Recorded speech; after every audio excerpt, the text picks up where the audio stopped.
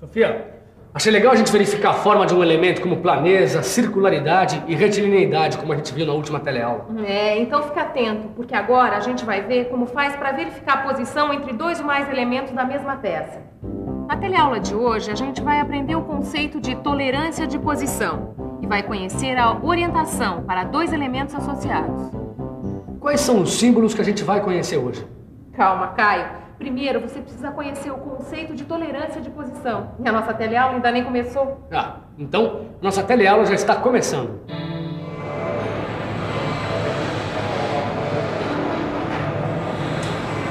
Mas, Silva, tolerância é tolerância. O que pode ser diferente do que a gente viu na última teleaula? Tito, deixa eu te mostrar uma coisa. Essas duas peças aqui, elas dependem uma da outra para poder funcionar. Olha aqui. Não, tudo bem. É aí que mora a tolerância geométrica de orientação. Exatamente.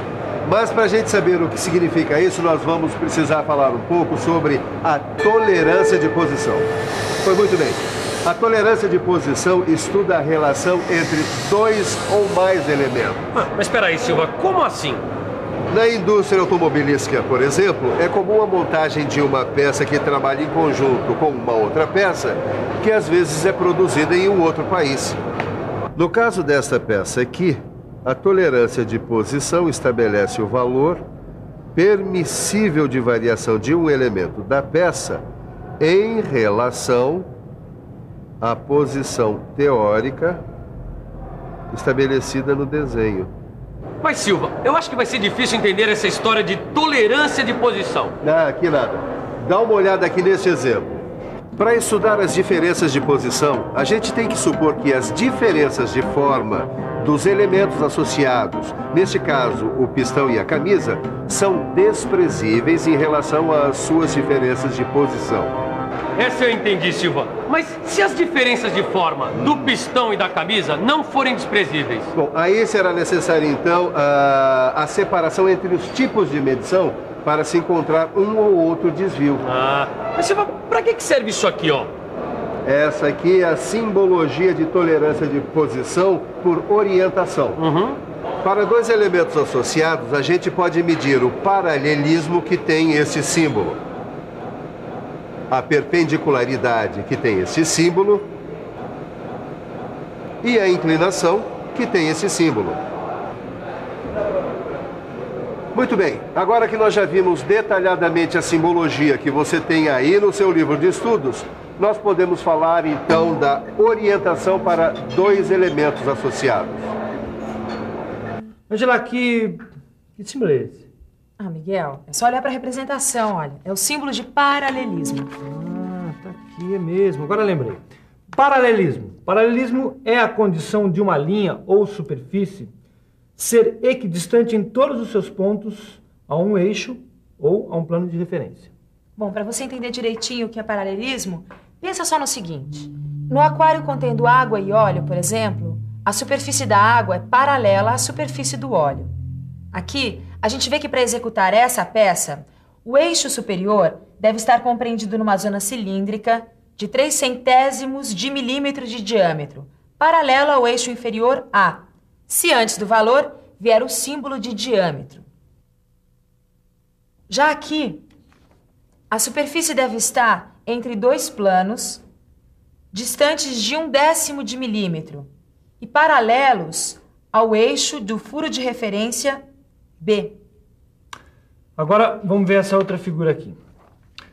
O eixo do furo da peça tem que estar entre dois planos distantes, no máximo 0,2 de milímetro, e paralelos ao plano de referência C. O paralelismo ele é sempre relacionado a um comprimento de referência. Então é por isso que para medir a tolerância de paralelismo das faces, a gente usa o desempenho, que é essa superfície aqui bastante plana, não é? Isso mesmo. E agora a gente vai conhecer perpendicularidade, que tem esse símbolo aqui. O nosso amigo pedreiro sabe melhor do que ninguém o que é perpendicularidade. É a condição onde o elemento deve estar dentro do desvio angular, tomado como referência o ângulo reto entre uma superfície ou uma reta, tendo como elemento de referência uma superfície ou uma reta. Essa aqui é a representação de tolerância de perpendicularidade? É sim. E essa aqui é a representação da tolerância de perpendicularidade entre duas retas. Veja que o campo de tolerância é limitado por dois planos paralelos, distantes no valor especificado T e perpendiculares à reta de referência. Agora eu quero ver se você consegue interpretar esses desenhos. Ah, é fácil, Sofia. Vamos pensar um pouco? Vamos pensar um pouco. Deixa eu ver. Aqui, o eixo do cilindro tem que estar num campo cilíndrico 1/10 de milímetro de diâmetro e perpendicular à superfície de referência A. Aqui, o eixo do cilindro tem que estar entre duas retas paralelas, distantes no máximo 2/10 de milímetro e perpendiculares à superfície de referência B. E aqui, dá para ver a direção do plano das retas paralelas. Mas Silva, me diz uma coisa, pra que serve isso aqui, ó? Isso aqui, Tito, é para você entender a tolerância de perpendicularidade entre um plano e uma reta. Veja. Aqui em cima a gente tem dois planos de medida. E aqui a reta básica. O campo de tolerância é limitado por dois planos paralelos, distantes num valor especificado em T e perpendiculares à reta de referência.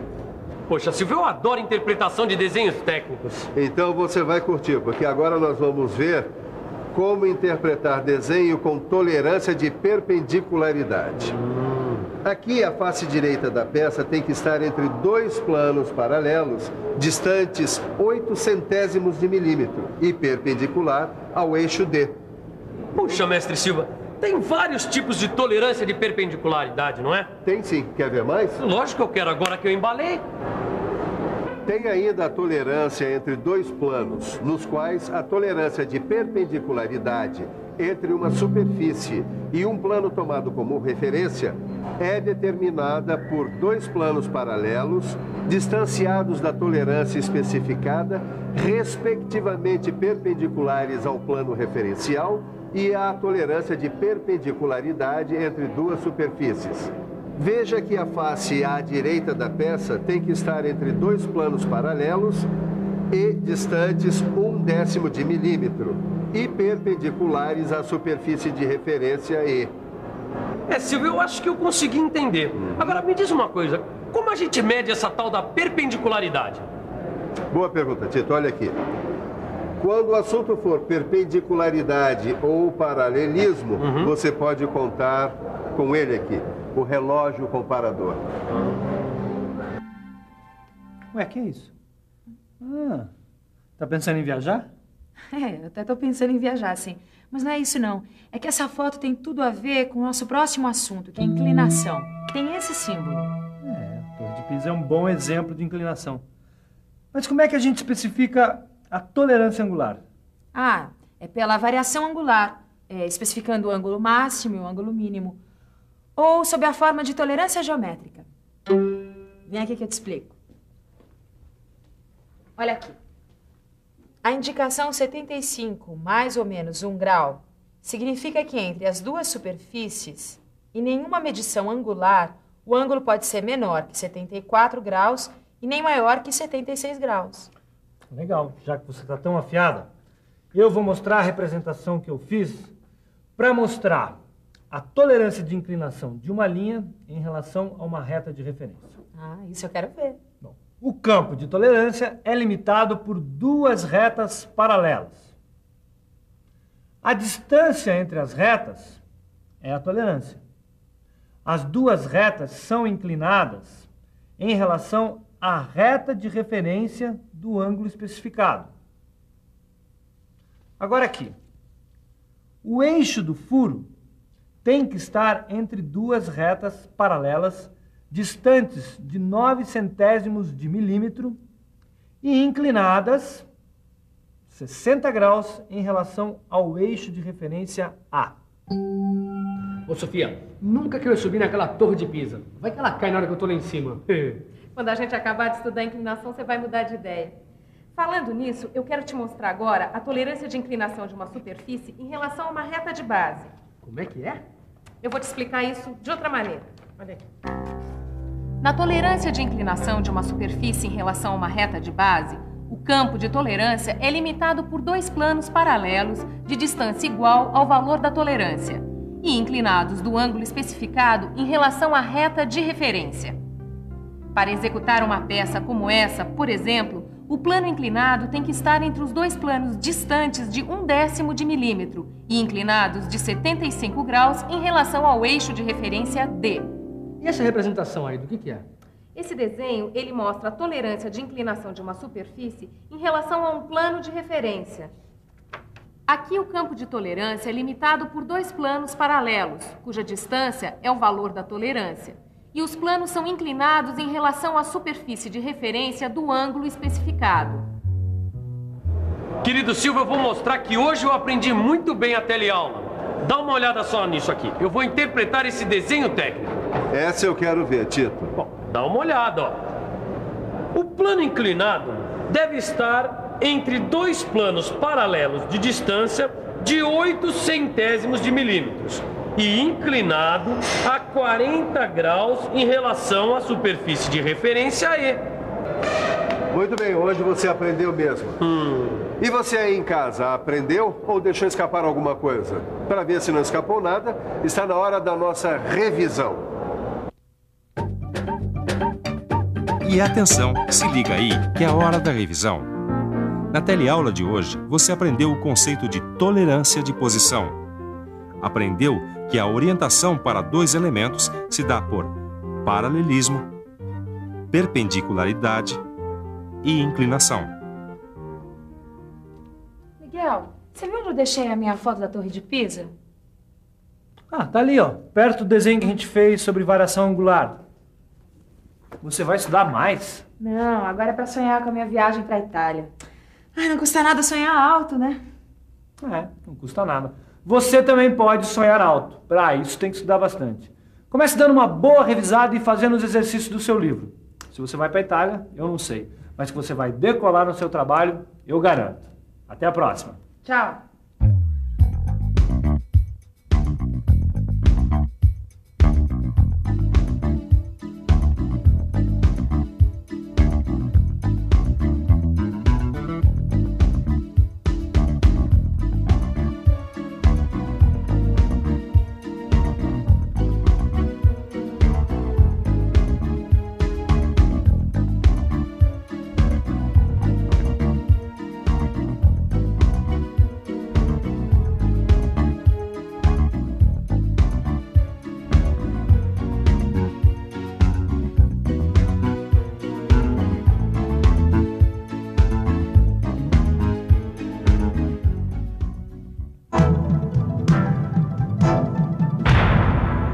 Telecurso 2000, um programa de educação do Sistema Fiesp e da Fundação Roberto Marinho.